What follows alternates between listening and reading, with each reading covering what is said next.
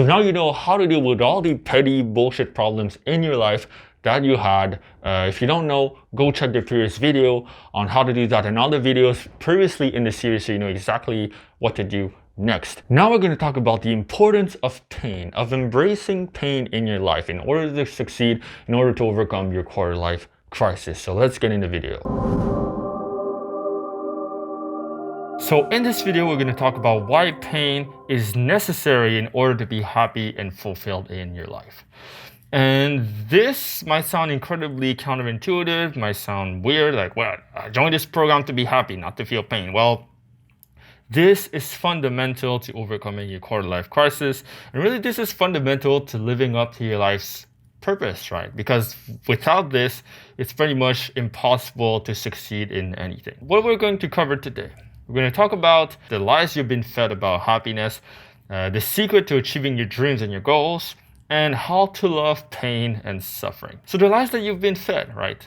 Let's look into that. And, most people, they believe that happiness is, it's about like, having fun or, just this meal that you get at the restaurant or whatever stimulus that you get from playing a video game or watching Netflix, right? And what I'm going to tell you is that happiness is not stimulation, fun stuff, video games, partying, or any of that stuff. This is not what's going to make you happy. And, if you don't believe me, well, just try to do nothing for a whole month, okay?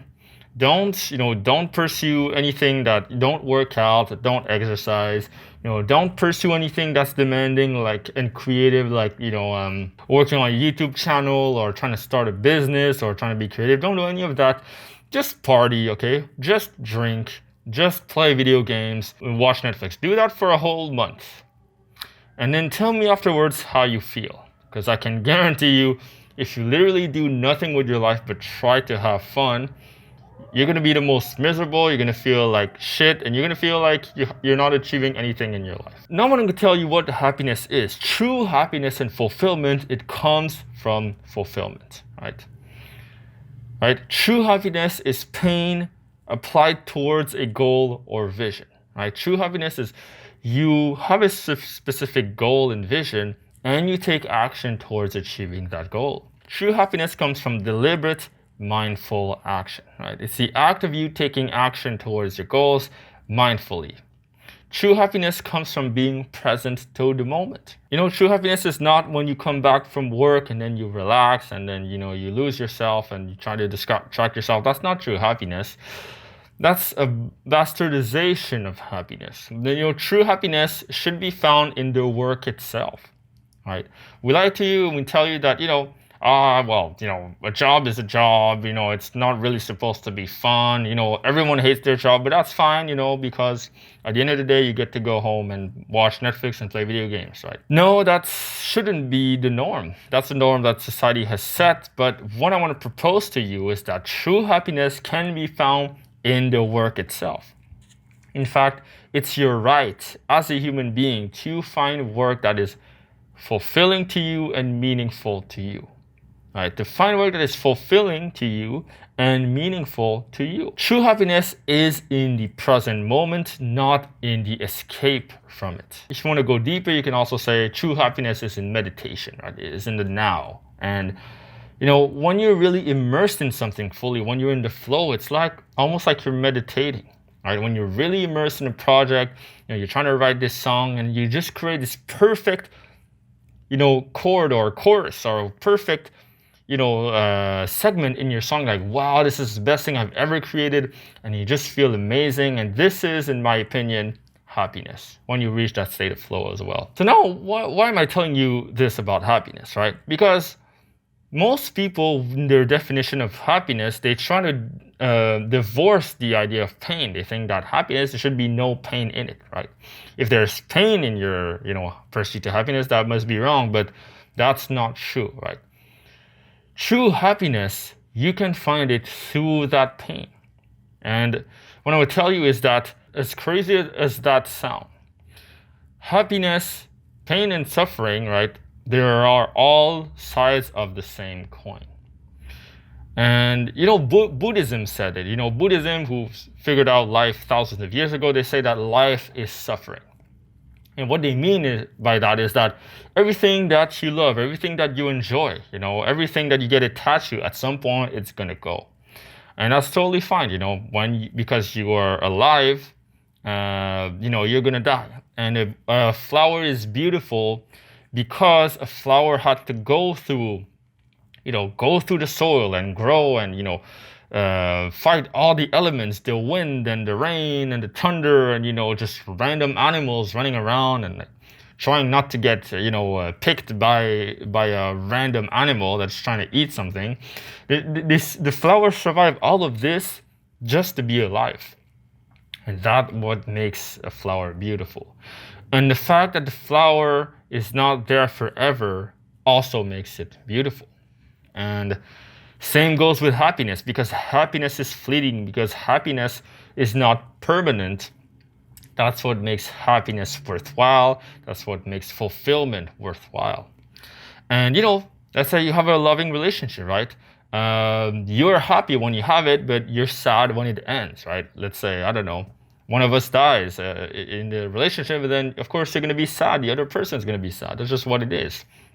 The joy of having a pet, right? You have a pet, but then when you're joyful when your pet is here, but your pet is not going to live forever, and eventually you'll be sad when your pet has to go. Same goes with pursuing your passion and your purpose. You feel great joy, as you accomplish it. But there's always going to be certain aspects of your passion and your purpose that are going to be painful. And that's fine. Like, for example, I love shooting those videos, but for some odd reason, when I press record, it just got incredibly hot in this apartment. I have no clue why, because this morning it wasn't that hot. Now I'm starting to sweat and it's uncomfortable, but hey, I love doing these videos, so I'm just gonna go with it, right? And there's joy in getting, stronger, bigger, and thinner, when you're working out, right? For example, but there's also the pain of working out, of pushing the weight. It's actually painful. And, your body is fighting back, like, oh, this is painful. You're going to tear a muscle. You're going to tear your arm. You have to stop right now, but you keep going, right? It's just, can you see a pattern here? Can you see a pattern that true happiness, to achieve it, you must be willing to go through selective pain, right? And what I like to say is that pain that you choose in your life, that you choose to go through, that's good pain. But pain that, was just put on you from the external world, or pain that you don't want to go through, that's actually more like, a bad form of suffering, and, you might not even grow from that pain. Look at what type of pain you're willing to sustain in your life. Ask yourself that. What kind of pain am I willing to sustain in my life? I'm going to try to put a quote here while I'm editing. What kind of pain would you like to sustain in your life? And, would you rather choose the pain of, feeling miserable in your life and being lazy and, beating yourself up? Or would you rather choose the pain of living up to your values and your purpose and your passion and, getting some haters? Having to wake up early in the morning and shoot a video when you don't feel like it. And, building a website, building a business, and learning all of this stuff that, is hard to learn. And I chose the latter one, which is why I'm here today. And, why pain and suffering are so similar is because you cannot get the outcome without the process. So you can't get the results without the process to get to the result, right? So usually the process is more painful, right? And the outcome is the thing that is really fun. Like, yay, I got the $1 million because I worked really hard at my business, yay. But the process usually is more painful, and that's okay. And if you learn to love that pain, love that process, then you're going to go places in your life. And, when I work out, I just love the pain. I learn to teach myself that whenever I feel my muscle burn, I just freaking love it. I'm like, yeah, like I feel sort of the blood pumping in my veins, and my muscle's about to explode. I'm like, yeah, that's exactly what I want. So how do you love pain and suffering? How do you teach yourself to love pain and suffering? You have to learn to love the process. You have to learn to love the journey instead of hoping for the destination. Most people, when they, embark on a, weight loss journey or whatever, they just want to get to the result. They don't learn to enjoy the process of, losing weight and exercising and all that. So you want to learn to stop caring about the outcome so much, right? And just enjoy the process of doing it. So for example, me, if I do this online course, I might be able to quit my job and, have a lot of money, but I'm not trying to think about that right now. I'm trying to just be okay with shooting this video, being in the moment and, letting the words flow and being happy as I do it. A second thing you can do to teach yourself to love pain and suffering is to do something hard every single day. Do something difficult and a bit painful every day. So you don't want to be reckless and hit yourself with a hammer on the hand. That would be completely stupid. But for example, working out. It's a perfect thing you can do every day that's a bit painful. Working on your side hustle, working on a business, work on your purpose, forcing yourself to get out of bed when you don't feel like it to do a bit of cleaning. Right? Cleaning when you don't feel like it. Meditation, difficult, a bit painful at first, just to sit down and trying to focus on your breathing. Sitting down to read a book. All of these examples, they are great examples. And as David Goggins would say, you have to callous your mind. In order to do that, you have to do something a bit hard, a bit difficult every single day. If you haven't conditioned your mind to do that, I'm telling you, it's gonna be a bit hard to find the willingness and discipline to follow through with your life purpose. So you want to start with this early. At first it's going to be hard, because we're all creatures of habit. If you used to playing video games 8 hours a day and all of a sudden you're going to cut down the video games and work on a business full time, that's a huge jump. So you want to start small and be kind with yourself and know that it's a muscle you're going to build gradually. So you try a bit every day and eventually you're going to reach a point where you can meditate like 2 hours a day or work on your purpose for 8 hours a day. Sometimes I can reach that state because I've trained it a lot. So you start small, right? So if you can't work, you can't do like a specific task for 4 hours, like that's what you'd aim for. Try to work on it for 30 minutes a day or even 10 minutes. Okay, like after work, let's say you want to start a YouTube channel, just script the video, okay? Come up with ideas, put it on a Word document for 10 minutes. The next day, maybe try to set up a camera, do a test shot, whatever, 10 minutes, and call it a day. And then you build your way up to 30 minutes a day, 1 hour a day, 2 hours a day, 3 hours a day. And you're going to see in week 7, when we start building habits, then when you're going to find these habits that you want to do with your life, then you'll be able to implement, the tips in this video specifically. And eventually, it'll become second nature. But at first, it's going to be a bit hard, but if you stick with it long enough, eventually it's going to become second nature doing these painful activities. If you have a hard time, let's say working out or, working on that business, just picture how you feel after you're done.